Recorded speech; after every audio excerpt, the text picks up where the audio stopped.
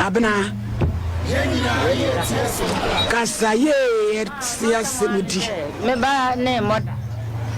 ne ma wonso nti ya to so miensa oko school oduru fo nwa ya ne Bakari Sansi Bafano nti wo fa ne Bakari mme Bakari Sansi atia to mu Bakari Sansi Bakari Sansi ayo wo fa no nti anopa wo anwumiro meni mekunu ye di akoni aba di me baba nti ase ya bono eni police station de eni akora de akobi bebre ni ensam de ma me kasa me ka da asen ma ya ne se me se ne sa de ame ma me ba hentana na wo nko school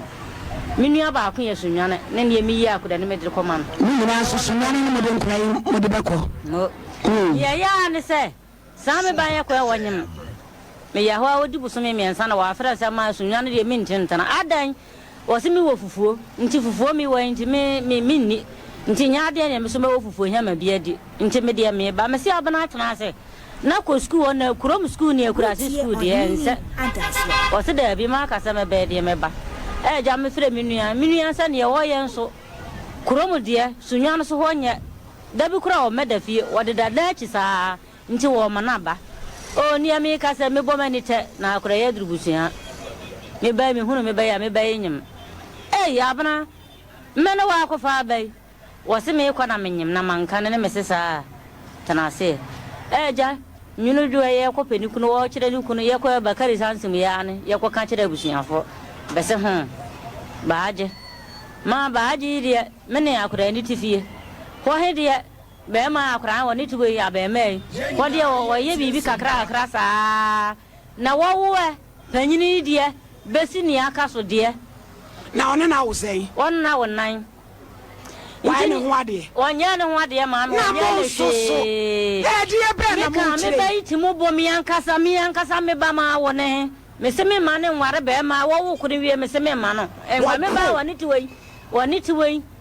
wo bo me ankasa na da oba no sabe na adwene nye ni tiribom saame na de na adwene nye sese ni mi kasa ne na adwene asai gwanya yo yade sese de wanya yade atia to mu o ye kwaya ni sa mama be me wo sore 50,000 5 cedi ni wo yi no de amankore nkola nan no nkora nan o de ne ma menyina no ade adwuma be ma no be ma ye busia secondary school wo chiman wo saro so ye mesin ka ho nti 5 cedi na be de aba be sore ya baba na ma ye aduane me de amankora nan medina kasa ne nyamu ban ye ewo yare yen na wa 40 days pa cha o yade ne ba ye no be ma na tumi asane nada wa sare nada no na wo ye so anyale obi o yale no watumi fim wona na wo mienu akire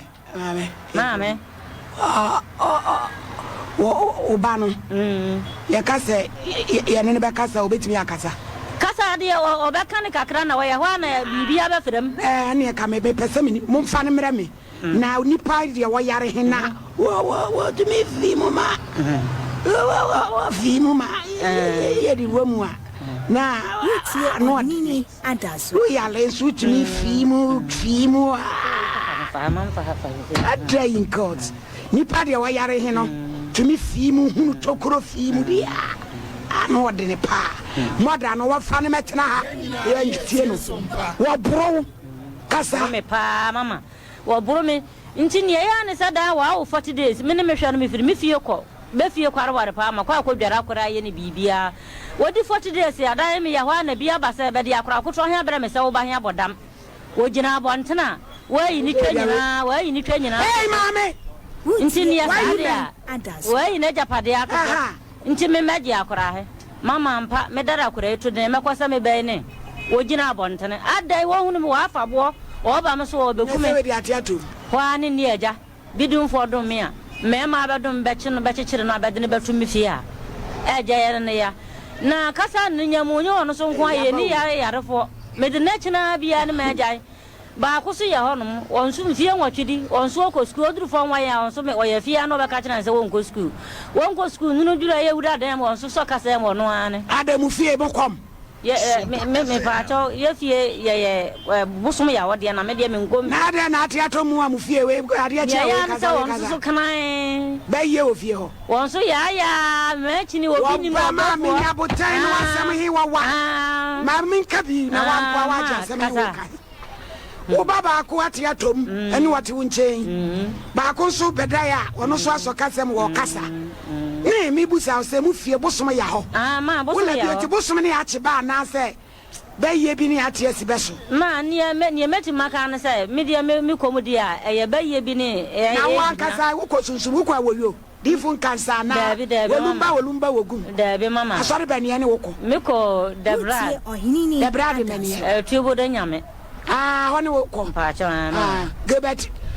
jan so for gebet wo member ne tie yo ni ma mienu ate atom no te wo kwa de order be fa so difo anchi wo so ye kumasi apostle wo anya case mother mo ma ne mic na me musa na sem This is 93.1 FM. What is it? Wo ho ye bibia e kama na menti no bo mami mamono ye no so obuni dabi na se kasa wo kasa de bibia de bia ni ho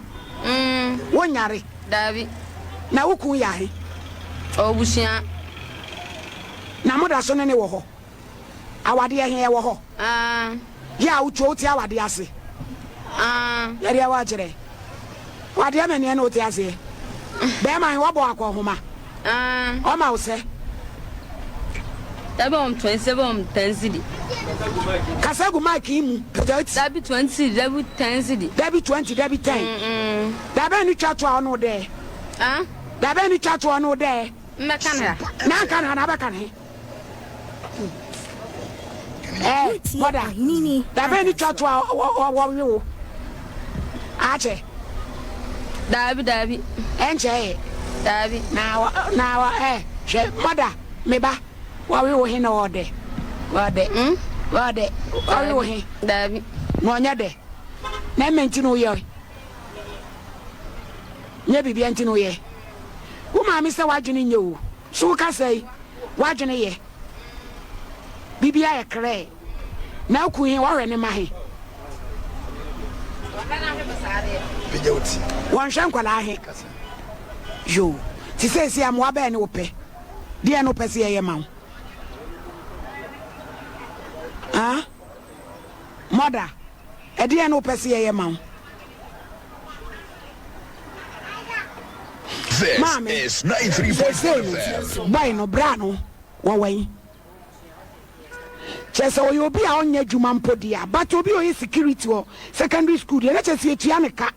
ti kwase ebu anu wa na adwen se eti nkra no wa na hwe wo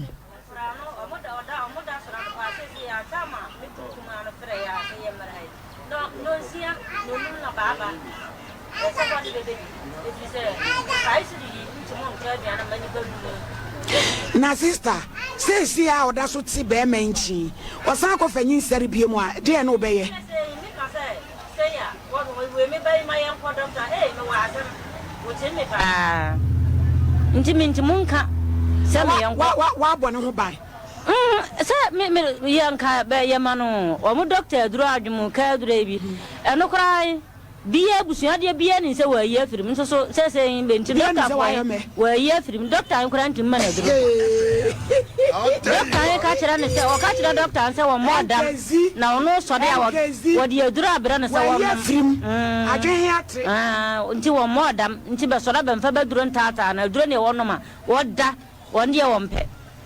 ani ese wonyale nti mi se me nko am ya fie ona me kunu ne wode ansa se me nko am tena wa se yeso dabi wo ba